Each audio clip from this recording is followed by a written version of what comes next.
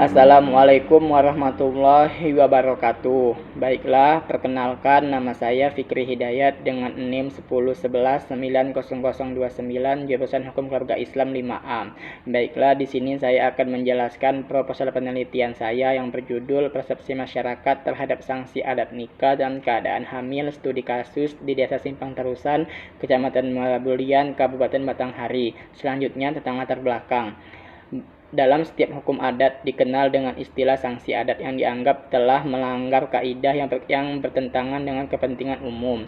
Hal menarik untuk diteliti terjadi di Desa Simpang Tarusan, Jambi terkait dengan sanksi adat nikah dalam keadaan hamil yang merubah denda adat. Denda adat yang ditetapkan oleh masyarakat Simpang Tarusan atau masyarakat setempat yaitu memberi beras sebanyak 20 gantang, emas 4 stail, 8 ekor, 1 ekor kambing serta selemak semanis yang kemudian disembelih, dimasak dan dimakan secara bersama-sama. Pihak yang datang dalam acara tersebut yaitu lembaga syara, pegawai adat, tokoh masyarakat dan perangkat desa Simpang Tarusan. Apabila salah satu pihak tidak datang, tidak diundang, maka pelaku masih terasa terbebani oleh sanksi adat tersebut. Sanksi adat tersebut diberikan kepada pihak laki-laki yang dianggap pelaku dari nikah dalam keadaan hamil. Sungguh ironis fenomena pergaulan bebas. Banyak remaja yang hamil dan nikah dalam keadaan hamil. Hal ini banyak terjadi di kalangan remaja Desa Simpang Terusan. Ironisnya dari zaman dahulu sampai zaman sekarang orang tualah yang banyak menanggung denda adat tersebut, karena yang membayar denda adat tersebut yaitu orang tua. Sedangkan anak yang melakukan perzinahan tidak merasa bersalah dan tidak merasa terbebani. Akibatnya, rasa bersalah dan tanggung jawab kurang dirasa oleh pelaku. Sedangkan orang tua yang tidak bersalah harus membayar denda adat tersebut, seolah-olah sanksi adat tersebut tidak tepat dan salah sasaran. Dalam hal ini, orang tua pihak laki-laki lah yang banyak menanggung denda adat tersebut, sedangkan yang melakukan perzinahan yaitu laki-laki dan perempuan. Berdasarkan fenomena tersebut, bagaimana tanggapan masyarakat terhadap sanksi adat nikah dalam keadaan hamil tersebut, dan terjadi perbedaan sanksi adat dalam nikah dalam keadaan hamil dengan hukum adat dan hukum Islam. Dari perbedaan inilah muncul pertanyaan bagaimana Islam memandang sanksi adat nikah dalam keadaan hamil tersebut yang dalam kehidupannya bertentangan dengan hukum Islam, sedangkan masyarakat Desa Simpang Terusan mayoritasnya menganut agama Islam dan mengaku eksistensi bahwa hukum adat dapat dijadikan landasan suatu hukum. Berdasarkan permasalahan tersebut, peneliti tertarik untuk menuangkannya dalam bentuk proposal penelitian yang diberi judul Persepsi Masyarakat Terhadap Sanksi Adat Nikah dalam Keadaan Hamil Studi Kasus di Desa Simpang Tarusan, Kecamatan Muara Bulian, Kabupaten Batanghari. Yang selanjutnya yaitu rumusan masalah. Berdasarkan latar belakang tadi, dapat dirumuskan suatu rumusan masalah sebagai berikut. 1. Bagaimana sanksi adat nikah dalam keadaan hamil di Desa Simpang Tarusan, Kecamatan Muara Bulian, Kabupaten Batanghari. Yang kedua, bagaimana persepsi masyarakat terhadap sanksi adat nikah dalam keadaan hamil studi di Desa Simpang Tarusan, Kecamatan Muara Bulian, Kabupaten Batanghari. Yang selanjutnya yaitu tujuan. 1. Untuk mengetahui sanksi adat nikah dalam keadaan hamil di Desa Simpang Tarusan, Kecamatan Muara Bulian, Kabupaten Batanghari. Yang kedua, untuk mengetahui persepsi masyarakat terhadap sanksi adat nikah dalam keadaan hamil studi kasus di Desa Simpang Tarusan, Kecamatan Muara Bulian, Kabupaten Batanghari. Yang selanjutnya yaitu manfaat. 1. Untuk membuka cara berpikir dan menambah wawasan penulis dalam menyusun karya ilmiah. Yang kedua, untuk menambah gambaran serta pemahaman yang mendalam tentang sanksi adat dan persepsi masyarakat bagi pelaku nikah dalam keadaan hamil, sehingga dapat dijadikan suatu pelajaran yang berharga. Yang selanjutnya yaitu kerangka teori. Kerangka teorinya yang pertama yaitu konseptual. Konseptual yaitu merumuskan definisi-definisi yang berhubungan dengan judul yang akan diangkat. Kerangka konseptual adalah penggambaran antar kehidupan khusus yang merupakan kumpulan dalam arti yang berkaitan. Judul-judulnya yaitu 1. Sanksi adat. Sanksi adat yaitu hukum yang tidak tertulis, dan sanksi adat itu merupakan bagian dari kebudayaan bangsa Indonesia dalam kehidupan bermasyarakat. Judul yang kedua yaitu nikah, pengertian nikah dalam keadaan hamil. Pengertian nikah ini berasal dari 3 kosakata, yakni hamil atau mengandung, pra berarti sebelum dilakukan, nikah berarti perkawinan yang dilakukan dengan diawali mengikat perjanjian antara seorang pria dan seorang wanita yang akan berhubungan suami istri. Hukum Islam, yaitu pengertian yaitu judul yang terakhir, yaitu hukum Islam dalam kaidah-kaidah yang didasarkan pada wahyu Allah Subhanahu wa taala dan sunnah Rasul mengenai tingkah laku yang diakui dan dijalani yang mengikat bagi semua pengikutnya.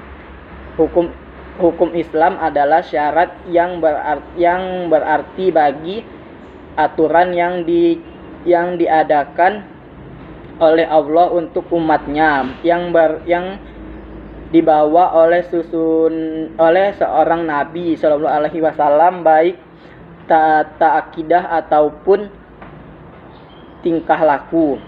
Nah, yang selanjutnya yaitu tinjauan pustaka.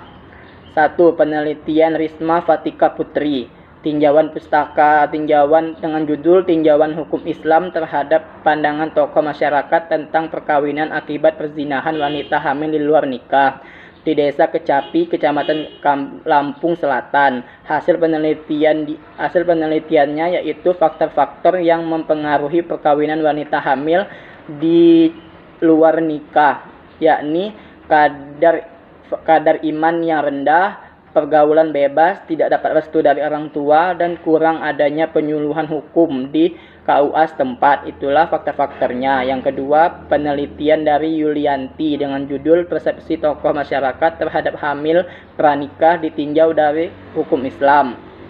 Studi kasusnya di Desa Muaro Kibul, Kecamatan Tambir Barat, Kabupaten Merangin, Provinsi Jambi. Hasil penelitiannya yaitu persepsi masyarakat Desa Muaro Kibul melakukan pernikahan dalam keadaan hamil akibat zina itu sah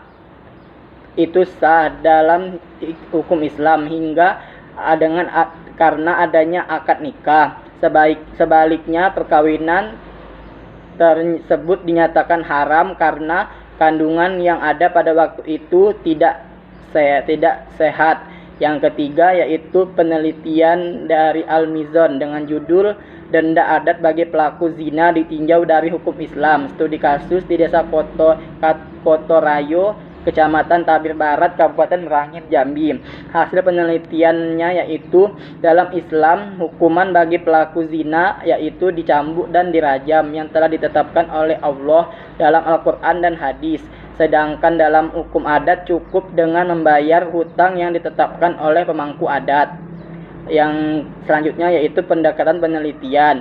Metode penelitian ini menggunakan metode penelitian kualitatif dengan tipe yuridis sosiologis, yang berarti tidak hanya berdasarkan pada peraturan-peraturan yang ada, tetapi juga berdasarkan pada efek sosial dan aspek-aspek sosial yang melatar belakanginya.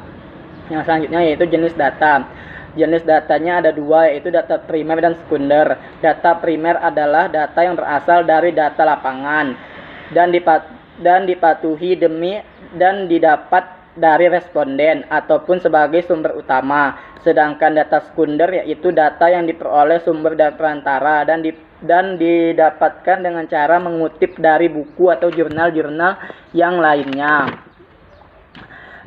Sumber yang selanjutnya yaitu sumber data. Sumber datanya ada 2 juga, yaitu data primer dan sekunder. Data primernya yaitu 1 Al-Quran dan hadis. Yang kedua wawancara dengan kepala desa Simpang Terusan. Yang ketiga wawancara dengan tokoh agama desa Simpang Terusan. Yang keempat wawancara dengan tokoh lembaga adat desa Simpang Terusan. Yang kelima wawancara dengan tokoh masyarakat Simpang Terusan. Yang terakhir yaitu wawancara dengan pelaku nikah dalam keadaan hamil. Data sekundernya yaitu materi yang terdapat dalam jurnal dan literatur lainnya, masih berkaitan dengan judul yang akan diangkat. Yang terakhir yaitu teknik pengumpulan datanya, yaitu wawancara Jenis wawancara yang digunakan dalam penelitian ini adalah wawancara secara mendalam atau in-depth interview. Wawancara mendalam atau in-depth interview yaitu proses memperoleh keterangan untuk tujuan penelitian dengan cara bertanya jawab langsung sambil bertatap muka dengan pewawancara atau responden atau orang yang ingin diwawancarai dengan atau tanpa menggunakan pedoman wawancara, yang mana informan dan pewawancara sudah berkomunikasi sosial dengan waktu yang relatif lama. Yang terakhir yaitu analisis data. 1. Reduksi data dapat diartikan sebagai proses pemilihan pemusyawaratan perhatian pada penyederhanaan dan transformasi data kasar yang muncul dari catatan lapangan. Yang kedua, penyajian data atau data display. Penyajian data yaitu pendeskripsian kumpulan informasi tujuan yang memberikan kemungkinan adanya penarikan dan kesimpulan dan dari pengambilan tujuan. Yang terakhir yaitu penarikan kesimpulan atau verifikasi. Ini adalah kegiatan terakhir yang dilakukan penelitian kualitatif. Itulah proposal saya yang dapat saya sampaikan. Saya akhiri. Wassalamualaikum warahmatullahi wabarakatuh.